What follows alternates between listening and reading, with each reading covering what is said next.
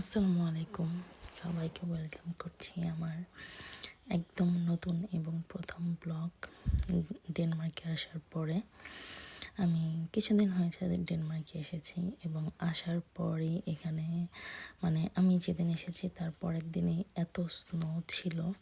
তো আমরা যেহেতু প্রথম ডেনমার্কে এসেছি এবং প্রথম স্নো আমাদের, তাই আমি আমার বেবিকে নিয়ে গিয়েছিলাম স্নো দেখতে। এটা আমার বাসা থেকে, আমার বাসার জানালা থেকে ভিউ, মোটামুটি সবগুলা জায়গায় স্নো দিয়ে ঘেরা ছিল। এখন আমি যাচ্ছি, যেহেতু প্রথম এসেছি, ঘরে বাজার সদাই কিছুই নেই। সো আমি যাচ্ছিলাম আমাদের সেন্টারে কিছু কেনাকাটা করার জন্য। মন টন তো এভাবে ভালো ছিল না, সবাইকে রেখে এসে অনেকটাই মন খারাপ ছিল। তারপরেও আসলে কিছু করার নেই, যেতে তো হবেই। এখন আমি চলে এসেছি, এটা ডেনমার্কেই। আমি তো মেনলি আরহসে এসেছি। সো আরহসে এটা বাজার ওয়েস্ট নামে পরিচিত। মেনলি এখানে অনেক মুসলিম আছে। সো এখানে সব কিছুই হালাল। আমি ফার্স্ট ফ্রুটস দেখতেছিলাম। এখানে অনেক বাংলাদেশি ফ্রুটস আছে, লিচু, আম। তো এগুলো দেখে আমি মোটামুটি খুব খুশি ছিলাম যে অ্যাটলিস্ট বাংলাদেশি ফল এখানে পাওয়া যাবে।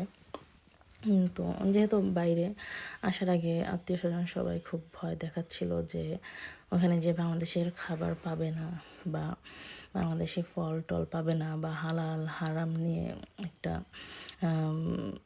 ঝামেলা থাকে আমাদের মধ্যে, আমাদের মুসলিমদের মধ্যে। কিন্তু আসলে এরকম কিছুই আমাদের এখানে আরহসে এসে ফেস করতে হয় নাই, আলহামদুলিল্লাহ। অনেক মুসলিম আছে এখানে এবং মোটামুটি সব খাবার এখানে হালাল পেয়েছি। ফ্রুটস ট্রুটস সবই ছিল, বাংলাদেশি এবং বাইরের দেশের অবশ্যই। যেহেতু আমি প্রথম এসেছি, আমি বাইরের দেশের ফ্রুটসগুলাই ট্রাই করছিলাম।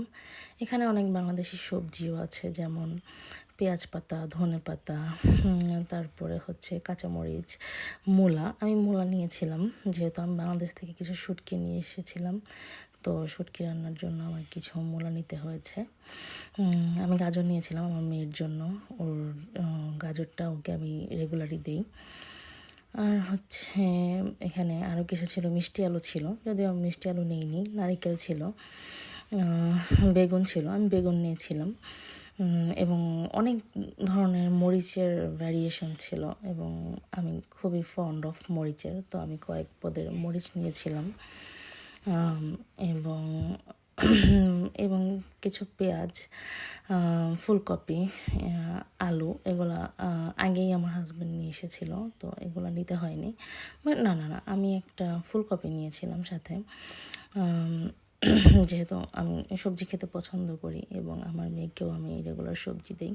এখানে বিগ অ্যামাউন্টের পেঁয়াজ পাওয়া যাচ্ছিল,